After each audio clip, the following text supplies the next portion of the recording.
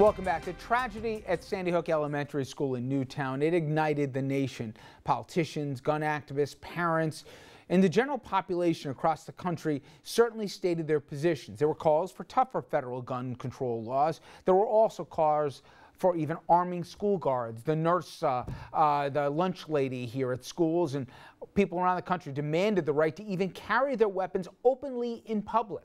Lawmakers on both sides of the aisle weighed in, and now with the midterm elections just 6 days away, the gun debate is actually still on the table, at least in certain parts of the country. In New York, Republican gubernatorial hopeful Rob Astorino's campaign received $5,000 from the NRA following his debate with Governor Cuomo. The gun debate is at the center of the gubernatorial race in Connecticut, where Democratic Governor Daniel Malloy is in a dead heat with his Republican challenger, Tom Foley. The NRA praises Tom Foley, calling him pro-gun. No wonder. The NRA opposes comprehensive background checks, and Foley promised he'd sign a bill to weaken them, undermining our gun safety laws. The NRA wants to bring back banned assault weapons. They even support letting suspects on the FBI terrorist watch list buy guns. Foley and the NRA, making Connecticut less safe. Governor Daniel Malloy led the effort to impose strict gun laws on Connecticut citizens behind closed doors. Then Governor Daniel Malloy attacked one of his state's historic industries on national television. What this is about is the ability of the gun industry to sell as many guns to as many people as possible, even if they're deranged, even if they're mentally ill, even if they have a criminal background. They don't care. They want to sell guns. Not one bit of this is true. The governor has never apologized, while his policies drove jobs out of state. The governor, meanwhile, continues his false narrative. No one in the firearms industry wants to put guns in the hands of criminals or the mentally ill. We work to stop illegal firearms purchases. Police departments distribute our Project Child Safe gun locks. The 4,000 men and women of Connecticut's firearms industry reject Daniel Malloy's politics of divisiveness. On Election Day, all citizens should. In the race for governor, the safety of all New Yorkers is at stake. In the wake of the Sandy Hook shootings, Governor Cuomo led the nation, passing the smartest gun law in America. New York's SAFE Act protects our families and is saving lives. Rob Astorino wants to repeal the SAFE Act, opposes the ban on assault weapons, opposes criminal and mental health background checks. Astorino's even said he supports gun programs for kids in schools. The ultra-conservative Astorino, not just wrong, dangerously wrong. Before we even talk about the issue, I just love the photos they take of the in opposition ads, let alone the music changes. Now, NRA is also targeting another close Senate race here. This is the nation's largest gun lobby. The NRA, of course, they've launched an attack ad against Democratic Senator Mary Landrieu of Louisiana. This after Landrieu voted in favor of a background check bill that failed in the Senate. There is a look, take for yourself, at what some are calling one of the most vicious ads of this cycle.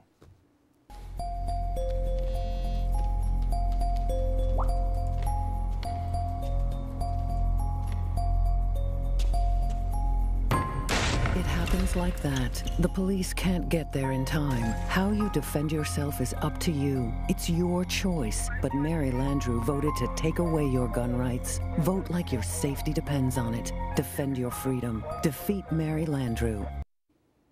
Now, I think for many, New York Times writer Gail Collins responded to that spot saying that the NRA ad, their vision of the world is purposely dark and utterly irrational. It's been running a series of what it regards as positive ads, which is so grim, they do suggest it's time to grab a rifle and head for the bunker. Okay, now, she goes on to say, and you guys can read it yourself, you can check out the Times, the column that she wrote in there. But for me, guys, the implication of that ad that we just saw in Louisiana, and the implication even of what they ran in Connecticut, you can have two different views on this one, but one's based in fact and one's based in myth.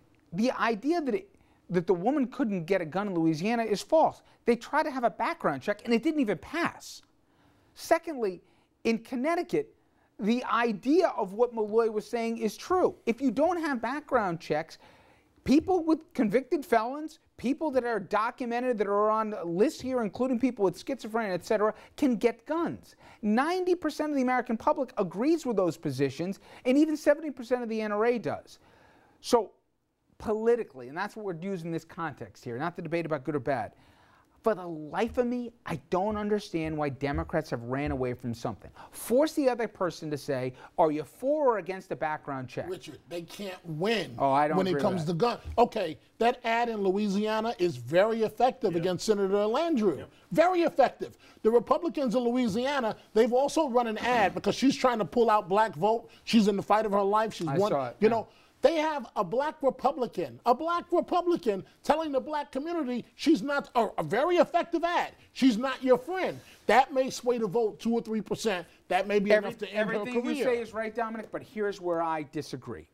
90% of Americans can't agree on whether it's rainy or sunny out. But 90% of Americans agree a background check's a good thing. This isn't my politicking here. This is fact. All politics are local. Okay, but even locally in Louisiana, the majority of Louisianians believe a background check. I'm not talking about assault weapons. That's what I'm they not say talking about publicly to posters. No, publicly. That's a private thing. A poster's calling you. They don't list your name on it. My point is only if they force somebody to say, time out. Okay, here are 3 guys that got guns that shouldn't have gotten guns. This guy raped this woman. This guy robbed a liquor store. This guy's got schizophrenia. He wants him to have guns. I don't. Who are you with, me or her? And to me, you win with that stuff. Not in Louisiana. You know what? Not and in even Louisiana. in Connecticut, they're having this fight. So I don't buy this. First of all, 90% of people supported background checks in the wake of Newtown. Right. It's not necessarily there today. You want to bet me good money? There's still more people who support background checks than oppose it, but the numbers aren't where they were. Let's not make it 51-49. I'm not suggesting that it is. But the second thing is, you don't want to have to defend your vote on something like a background check bill, because then you're wasting your time and resources saying, no, what I wanted was a background check that would do X, Y, and Z. The ad against Landrieu said she voted against your gun rights. Okay? It didn't mention anything about background checks. Technically, that's true. And so it's an effective ad. But here's the problem with the Democrats this whole season. They let the other side define them. That's true. And they run away. My point is, have a little backbone and fight. And fight on the facts, and fight so you can spell it, and fight as dirty as they do, and point out the people that guy, your opponent, would have let get a gun and come into your house and shoot you. But this is the Democratic Party our entire lives. Right, and in Louisiana, but maybe you guys need to, like, get a lobotomy or something, because you guys think the only Democrat approach can be is to run and hide. I'm not saying that that's the only approach. I agree with you that they should be more aggressive on these issues and should be planting these seeds earlier. All I'm saying is that they haven't and they don't. And in states like Louisiana, that's not a winning message. But you know what? I don't buy that. She wouldn't. First of all, Mary Landrieu doesn't take a vote unless she thinks, it's going to play back home. Mm-hmm. Her brother's the mayor of New Orleans here. Her family's institutions down there. She knows how to count heads, okay? And she's never been the biggest Obama supporter. 68 senators voted for it, okay, including a whole bunch of Republicans. So it's not like the thing died because only Democrats were for it. More than 2/3 of the U.S. Senate supported just background checks, and 90% of the public did at the time. Why you run away from that, for the life of me, I don't know. Now, this isn't a right or left or pro-gun, anti-gun, whatever you want to call it. I want to tell everybody about a programming special coming up after this program on the Long Island and the New Jersey channels. It has to do with an anniversary, 2 years. 2-year anniversary of Superstorm Sandy, and nobody in our viewing audience needs to be reminded about the devastation it left before. And we focus on this one particular piece in Hoboken, New Jersey. It was just one of the many areas across the region devastated by that superstorm. Experts fear the city's still vulnerable for the next big one. FIOS 1's Raven Santana reports.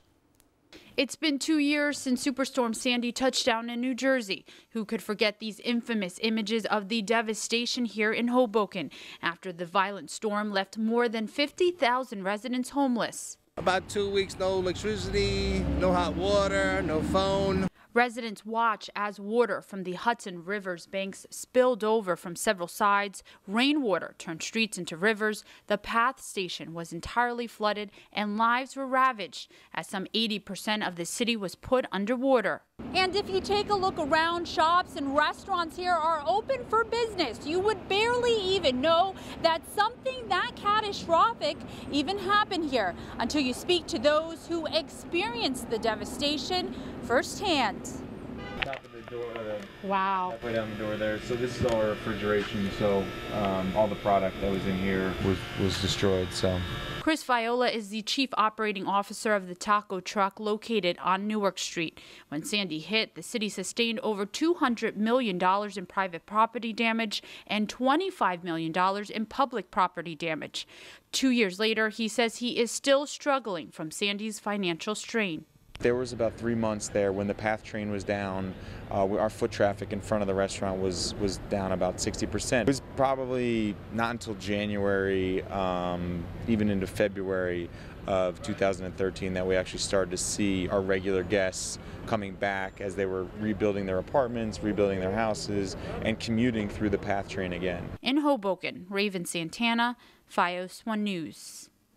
And again, please stay tuned to FiOS 1 News on Long Island and New Jersey. Special half hours focusing just on stories in your neighborhoods. Again, that's our special coverage of Sandy 2 years later.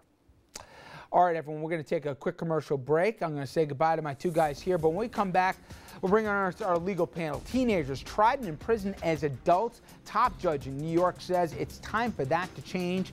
We'll bring in our panel on that and much more.